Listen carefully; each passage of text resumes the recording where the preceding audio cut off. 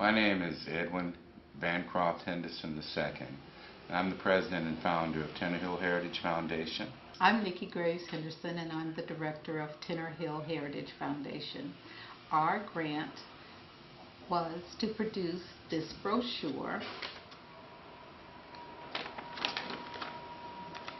for the emergence and legacy of African American basketball in Washington, D.C. conference, which was held November 12th and 13th. The conference coincided with the 100th anniversary of the World Colored Basketball Championship, which was held right here in D.C. The primary goal was to establish Washington, D.C.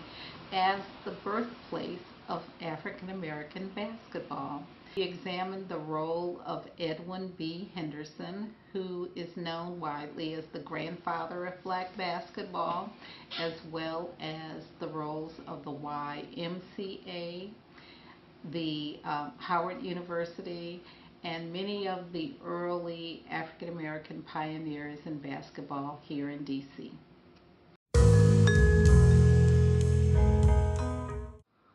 Hello everyone, I am Dr. Cherie Johnson, and I've served as the project director for the Veterans History Project. To my left is Ms. Lisa Taylor, who is the liaison specialist for the Library of Congress American Folk Life Center Veterans History Project. And to my right is Dr. Wilma Harvey, the founder and CEO of Education Plus 2, the organization that was funded by the DC Humanities Council this summer to conduct a project on veterans history and heritage.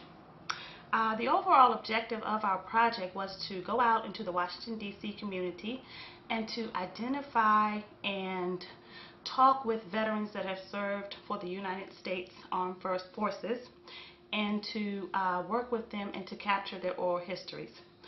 Ms. Taylor is going to give you some information about the history and origin of the Veterans History Project that was established under Bill Clinton's administration at the Library of Congress. And Dr. Wilma Harvey will give you some details about what she learned when she was actually out in the field interviewing and working with the veterans. Thank you, Dr. Johnson. The Veterans History Project at the American Folk Life Center at the Library of Congress is now in its 10th year. We have captured in our first decade over 70,000 of these American veterans' wartime stories, and we've made them accessible so that the family members of those veterans, the general public, researchers, educators, students, tourists visiting the Washington area can come to the library, or if they have internet access, about 10% of our collections are accessible online. They can sit down and listen to and view these veteran stories. As I reflect over the whole project, there are a couple of stories that really came to mind. There was one young man out at the Southeast Veterans Center talked about the racial divide in the foxhole. And I found that very interesting and intriguing. And I hope that it will be shared as he goes through his changes and began to explain what they really meant to him in detail. We also had a World War II veteran who spoke of the plane and how the plane blew up and how he was in the plane. And so of course that he was very articulate, has beautiful pictures, and I think that his story will really be everlasting imprint upon his family and friends.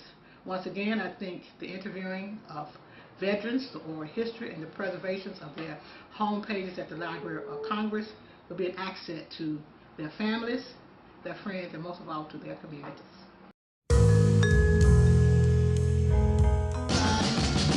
Hand dance, the dance of the nation's capital, the official dance of Washington, D.C. Hand dance is the partner dance of choice for Washington baby boomers and is sparking interest in the new generation of social dancers in and around the Washington, D.C. area. It's Capital Swingin'.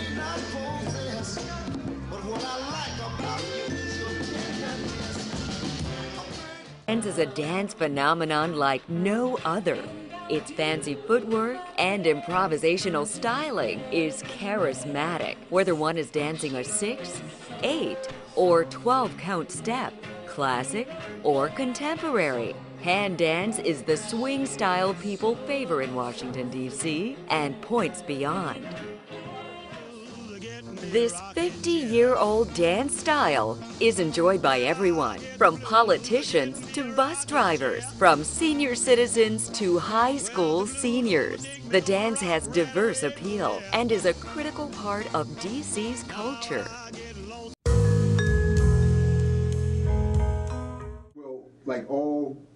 Like many communicative tools, the mixtape or the PA tape develops a community around it. It creates a new public sphere, and certainly that was the case with the mixtape and with the Go-Go PA tape.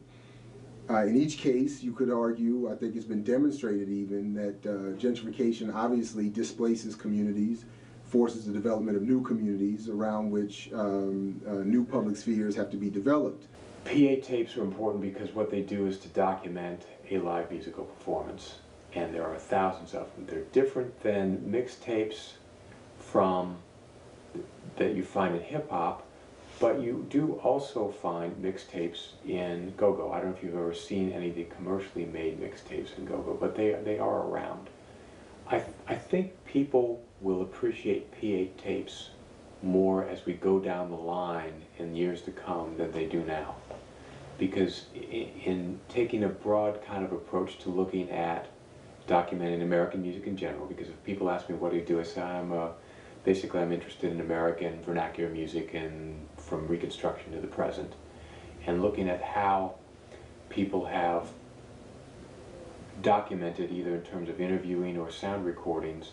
I don't think there's been a particular genre that's so tied to a particular place that has been documented as well on PA tapes as go-go has been here in Washington, D.C.